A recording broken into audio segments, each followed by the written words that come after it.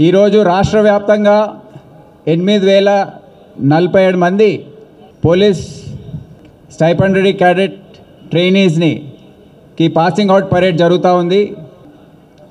అయితే Hyderabad city police చెందిన 4 training సెంటర్స్కి 1,128 మందిని ట్రైనింగ్ కోసం కేటాయించడం జరిగింది. దాంట్లో ఈరోజు 747 మంది ట్రైనీ కానిస్టేబుల్స్ ఈరోజు పాసింగ్ అవుట్ పరేడ్లో పాల్గొంటున్నారు. 381 మంది ఉమెన్ కానిస్టేబుల్స్ తెలంగాణ పోలీస్ అకాడమీలో పాసింగ్ అవుట్ పరేడ్ వారు శిక్షణ ఇక్కడ పొంది అక్కడ పాసింగ్ అవుట్ పరేడ్లో వాళ్ళు పాల్గొంటున్నారు. మీ అందరికీ కూడా మరోసారి నా శుభాకాంక్షలు తెలియజేస్తున్నాను. ఈరోజు మీ పోలీస్ కెరియర్కి ఒక ముఖ్యమైన ఘట్టం అని నేను తెలియజేస్తున్నాను. మీరు ఒక ప్రమాణం చేశారు. ఇప్పుడే మీరేమన్నారు? రాజ్యాంగానికి విధేయునిగా ఉంటానని, నిజాయితీతో వ్యవహరిస్తానని, నిష్పక్షపాతంగా, నిర్భయంగా, రాగద్వేషాలకు అతీతంగా వ్యవహరిస్తానని మీరు ప్రమాణం చేశారు. దాంట్లో ఏదైతే స్ఫూర్తి ఉందో, దాని అర్థం ఉందో మనం అర్థం చేసుకొని మన వచ్చే 30 సంవత్సరాల పాటు మనము అదే స్ఫూర్తితో న్యాయంగా పనిచేయాలని, కులం మతం ఇది అడ్డు రాకుండా చట్ట ప్రకారమే మీరు పనిచేస్తారని, ప్రాణాలు పోయినా ప్రజల రక్షణ, వాళ్ళ ఆస్తి, వాళ్ళ ప్రాణాలని కాపాడడానికి మీరు కష్టపడతారని కోరుతా ఉన్నాను. ప్రభుత్వంలో ఎన్నో రకాల డిపార్ట్మెంట్లు ఉంటాయి, కానీ ఏది కూడా పోలీస్ లాంటిది ఉండదు.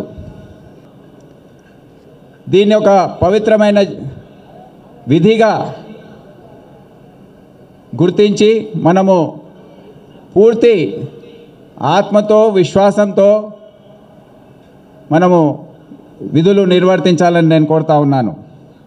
ఎవరైతే పోలీస్లో పనిచేస్తున్నారో మహిళలు కావచ్చు, పురుషులు కావచ్చు, వారికి కుటుంబ సహకారం చాలా అవసరం. మనకు కొన్ని అలవాట్లు ఈ స్ట్రెస్ వల్ల, ఈ ఉద్యోగ ఒత్తిడి వల్ల వచ్చే అవకాశం ఉంటుంది. తాగుడుకి అలవాటు పడడం, ఈ చెడ్డ అలవాట్లకు బానిసలు కావద్దని నేను కోరుతా ఉన్నాను. ఇది మీ సర్వీస్ పూర్తిగా మీరు గుర్తుపెట్టుకోవాలి. ఇంకో సూచన నా తరఫున ఏంటంటే, మీ ఫిజికల్ ఫిట్నెస్ మీరు మెయింటైన్ చేసుకోవాలి. ఇప్పుడు ఈరోజు నేను చూస్తున్నాను మీరు ఎంత స్మార్ట్గా ఉన్నారో. మీ ఉద్యోగం మీరు సరిగ్గా నిర్వర్తించాలన్నా, మీ ఆరోగ్యం కాపాడుకోవాలన్నా ఇది చాలా ముఖ్యమైన అంశం. సభ్యులు కూడా మీ ఒత్తిడి వల్ల మీరు వాళ్ళని ఫిట్గా ఉండేటట్టు మీరు చర్యలు తీసుకోవాలని నేను కోరుతా ఉన్నాను.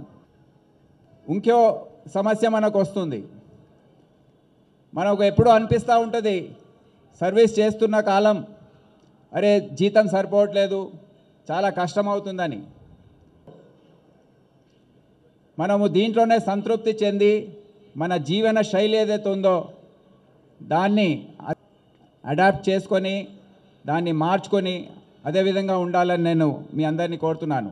ఒక T20 క్రికెట్ మ్యాచ్ లాగా భావించవద్దు.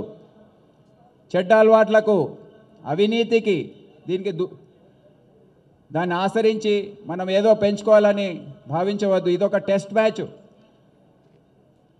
30-35 సంవత్సరాల పాటు మనము ఉద్యోగం చేసే అవసరం ఉంటుంది. ఓపిక అవసరం. ఇవన్నీ కూడా మీరు గుర్తుపెట్టుకోవాలని ఈరోజు నేను కోరుతా ఉన్నాను. ఈ కాలంలో టెక్నాలజీ, ఆర్టిఫిషియల్ ఇంటెలిజెన్స్ ఇటువంటి పదాలు మనం వింటున్నాం. ఉన్న సమయాల్లో మీ టెక్నికల్ ఎబిలిటీస్ కానివ్వండి, టెక్నాలజీకి సంబంధించిన అవకాశాలు ఏవైతే ఉంటాయో, బుక్స్ ఏదైతే ఉంటాయో దాన్ని ఎప్పుడు కూడా పెంపొందించుకొని మీరు ఉండాలని నేను కోరుతా ఉన్నాను. ఎవరైతే principals, vice principals, drill masters, outdoor indoor staff ఎవరైతే పాఠాలు నేర్పారో వారందరికీ కూడా హృదయపూర్వకంగా నేను ఈ సందర్భంగా నా కృతజ్ఞత తెలియజేస్తున్నాను, అభినందన తెలియజేస్తున్నాను. కార్యక్రమంలో పాల్గొన్నారో నా హృదయపూర్వక అభినందన తెలియజేస్తూ ఈ అవకాశం ఇచ్చిన మీ అందరికీ, కుటుంబ సభ్యులకు, పెద్దలకు, ట్రైనీస్కి నా కృతజ్ఞత తెలియజేస్తూ సెలవు తీసుకుంటున్నాను. జై హింద్.